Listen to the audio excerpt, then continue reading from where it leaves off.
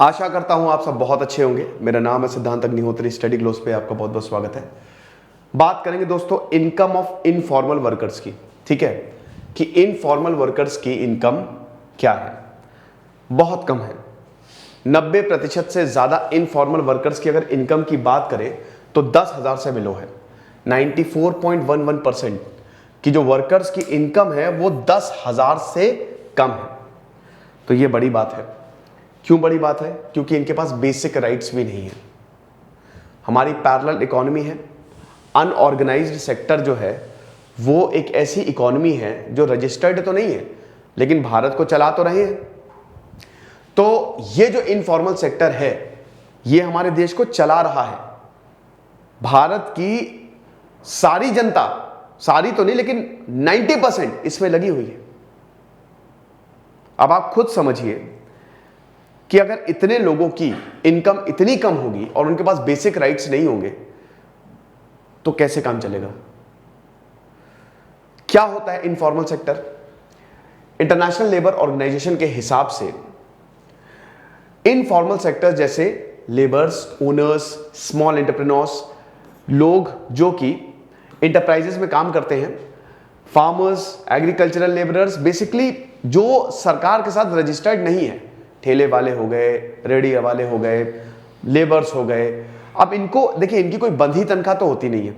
जैसे अगर आप किसी कंपनी में काम करते हैं, आपको बढ़िया सा कॉन्ट्रैक्ट मिलता है और उसमें सारे के सारे सुविधाएं आपको दी जाती हैं, लेकिन इनको ऐसा कुछ नहीं है। काम आया तो है हुआ, नहीं आया तो नहीं हुआ। इनको कोई, इनका संडे नहीं होता, कोई इनकी हॉलीडेज नहीं होती है। इनको 7 दिन काम करना है क्योंकि अगर ये काम नहीं करेंगे तो इनके घर में खाना नहीं बनेगा। और इनफॉर्मल सेक्टर, यही इनफॉर्मल सेक्टर जो है वो हमारी इकोनॉमी को चला रहा है, जिसको अनऑर्गेनाइज्ड सेक्टर भी बोला जाता है। ठीक है, अब ये इनका खुद का भी बिजनेस हो सकता है, जैसे किसी का ठेला उसका खुद का है, या कोई कहीं पे काम भी कर सकता है। अब 93% जो टोटल वर्क फोर्स है वो इनफॉर्मल सेक्टर है। 100 में से 93 लोग इनफॉर्मल सेक्टर में काम कर रहे हैं। काम तो हर किसी को करना है, काम तो हर किसी को करना है। आपको पता ही है, भारत में अगर हम एक्ट्स की बात करें, वेजेस एक्ट या लेबर्स एक्ट, तो स्टेट वाइज और अगर सेंटर को भी मिला दे तो 250 से ऊपर एक्ट्स हैं। अभी इसको एक करने की कोशिश की गई, मैंने उसको लेक्चर भी लिया था। सरकार जो है ना, अब इतने सारे एक्ट को एक कर रही है, एक में ला रही है ताकि आपको सब कुछ एक जगह मिल जाए। तो ये सारे आप एक्ट्स जो हैं वो देख सकते हैं, सोशल सिक्योरिटी के लिए, वेजेस के लिए, कंडीशन ऑफ वर्क्स के लिए, एम्प्लॉयमेंट के लिए। और बाकी ये चार्ट है, ये थोड़ा सा पुराना है, 2011 का सेंसस है। अभी तो ये काफी ज्यादा ऊपर उठ चुका है। अब इसको आप आराम से पॉज करके देख लीजिएगा, इसको तो मैं नहीं फिलहाल डिस्कस करूंगा। तो आप एक्सपर्ट्स का यही मानना है। अब देखिए, ई श्रम पोर्टल, ई श्रम पोर्टल पर अभी मैंने लेक्चर लिया था कि शायद ई श्रम पोर्टल और जो one nation one ration card है उसको मर्ज कर दिया जाए। ठीक है, ये बहुत अच्छा होगा। ये जो सर्विसेज है, सरकारी सर्विसेज हैं, वो उन तक जाएंगी जो इसके सही हकदार हैं। तो वो भी मैंने लेक्चर लिया था, बताया था। तो ई श्रम पोर्टल भाई जो बहुत अच्छी एक सरकार की मुहिम है। सारे इनफॉर्मल वर्कर्स को रजिस्टर करने का एक पोर्टल है। कहीं पे भी काम हुआ, एक कार्ड दिया जाएगा, एक यूनिक नंबर दिया जाएगा तुमको, कहीं पे भी काम हुआ तुमको ही बुलाएंगे। तो ई श्रम पोर्टल के ही जो जितने लोगों ने रजिस्टर किया है वहां से ये डेटा निकाला है। ठीक है, और 38 करोड़ के आसपास है। समझिए 38 करोड़ के आसपास ये अल्टीमेट गोल है। अभी 27 करोड़ जो है वो एनरोल हुए हैं, क्योंकि अगर आप निकालो 90% वर्कफोर्स तो इतना ही बैठेगा। तो ई श्रम पोर्टल फिर खैर 2021 में लॉन्च किया था। ठीक है, कि पूरा जितने भी इनफॉर्मल सेक्टर में लोग काम करते हैं उनको रजिस्टर किया जा सके। अब अनऑर्गेनाइज्ड वर्कर जैसे construction labourers, migrant, street vendors, domestic workers, इनको ई श्रम कार्ड दिए जाएंगे। भाई बेसिकली कार्ड क्या नंबर, ये 12 डिजिट का यूनिक नंबर ही बहुत ज्यादा जरूरी होता है, जिसमें सारी जानकारी होती है। अच्छा, वर्कर ये करता है तो कोई पर्टिकुलर काम हुआ, जैसे मान लीजिए कि कहीं पे रोड बनाने का काम है, तो आपके पास ई श्रम कार्ड है, आप ले गए, तुरंत आपको काम मिल जाएगा। और आपको सरकारी सर्विसेज भी मिलेंगे। जैसे वो पीएफ या वो सब तो नहीं कटेगा, पीएफ कट रहा है, एचआरए कट रहा है, वो सब तो नहीं होगा, लेकिन आपको इंश्योरेंस मिलेगा। ठीक है, और सरकार आपका बेसिकली इसमें ख्याल रखेगी। कंस्ट्रक्शन वर्कर्स आ गए, माइग्रेंट वर्कर्स आ गए, गिग एंड प्लेटफॉर्म वर्कर्स आ गए, स्ट्रीट वेंडर्स आ गए, डोमेस्टिक वर्कर्स आ गए, एग्रीकल्चरल और बाकी अनऑर्गेनाइज्ड वर्कर आ गए। अगर बात करते हैं इसकी, तो 27 crore informal sector workers they are basically registered on the portal. तो अब ये बताता है कि देखिए 27 करोड़ से ज्यादा लोग, और इनकी जो सैलरी है वो 10,000 से भी नीचे, कुछ लोग तो 1,000 से भी नीचे दे रहे हैं।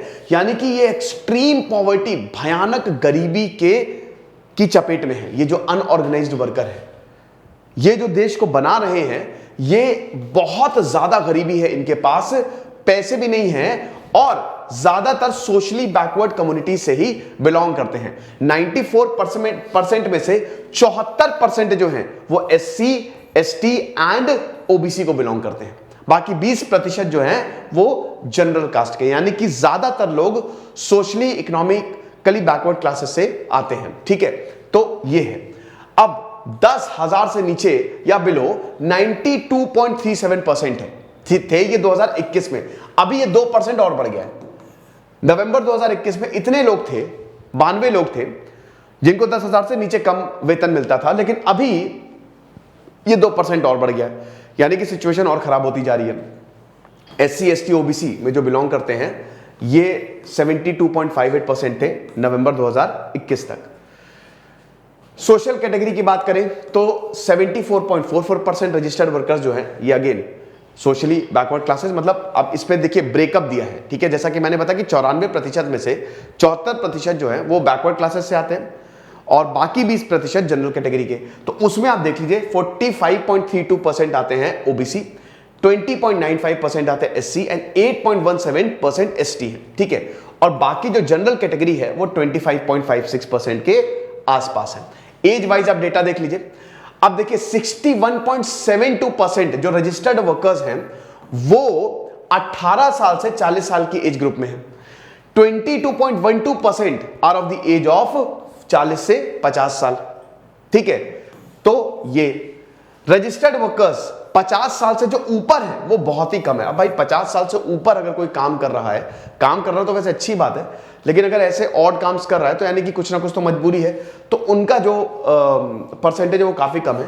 2.93% जो वर्कर्स है वो 16 से 18 साल के बीच में है। वैसे ये तो इलीगली है, ठीक है, एक तरीके से। जेंडर एनालिसिस कहता है कि 52.81% जो रजिस्टर्ड वर्कर्स हैं वो फीमेल हैं, 47.19% मेल हैं।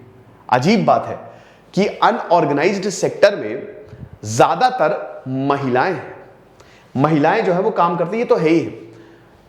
ये है राजस्थान में एक गांव है, मैं नाम भूल गया, तो वहां पे क्या है कि जो महिलाएं हैं वो घर का सारा काम करती हैं और जो आदमी है वो बैठ के मस्त एकदम, मौज तो नहीं कह सकते बट ठीक है उनका चलता है। टॉप 5 स्टेट्स आप देख सकते हैं, Uttar Pradesh, Bihar, west Bengal, Madhya Pradesh and Orissa. Occupation wise आप देख सकते हैं एग्रीकल्चर, क्योंकि भाई ये प्राइमरी सेक्टर है तो एग्रीकल्चर जो है वो सबसे ऊपर है। 52.11% एनरोलमेंट जो है वो जो फार्म सेक्टर से हैं वहां, उसके बाद then domestic and household workers 9.93% पे है, कंस्ट्रक्शन वर्कर्स जो है वो 9.13% पे है। ठीक है, और ये आप देख सकते हैं कि इनको बेसिक नीड भी नहीं है, जैसे sanitation, drinking water, hand washing. तो कंडीशन खराब है, सरकार को कुछ करना पड़ेगा। सरकार भी कितना कुछ करे, बात ये भी है ना कि भाई अब पॉपुलेशन बढ़ती जा रही है, एक स्ट्रॉन्ग डिसीजन मेकिंग की तो जरूरत है ही है। पॉलिसी शिफ्ट करनी चाहिए, पॉलिसी को बदलना पड़ेगा, वरना तो दिक्कत होगी। हालांकि अभी तो देखिए इकोनॉमी का तो ऐसा है कि वो तो रिकवरी में टाइम लगेगा, रुपए टूटता जा रहा है, फिर उसके बाद वॉर की वजह से महंगाई बहुत ज़्यादा और ऊपर से ये गरीबी, तो सरकार को कुछ ना कुछ तो करना ही पड़ेगा। फिलहाल ये लेक्चर था। अच्छा, हमारा पॉलिटी का कोर्स भाई फटाक से ज्वाइन करो। आज तो लाइव क्लास थी, वो तो पब्लिक थी, MWF लाइव क्लास होती है, दोपहर 1 बजे हम लाइव क्लास करते हैं। तो क्लास 6 की NCERT शुरू हो गई है, लाइव है ये, ओके। और आपको टेलीग्राम ग्रुप को ज्वाइन करना है, वो लिंक आपको ग्रुप पे ही मिल जाएगा। अगर आप टेलीग्राम ग्रुप नहीं ज्वाइन करोगे तो प्रॉब्लम हो जाएगी, तो इसीलिए टेलीग्राम ग्रुप को जरूर ज्वाइन करें। खुश रहे, पढ़ते रहिए। जैसे सिद्धांत अग्निहोत्री साइनिंग ऑफ।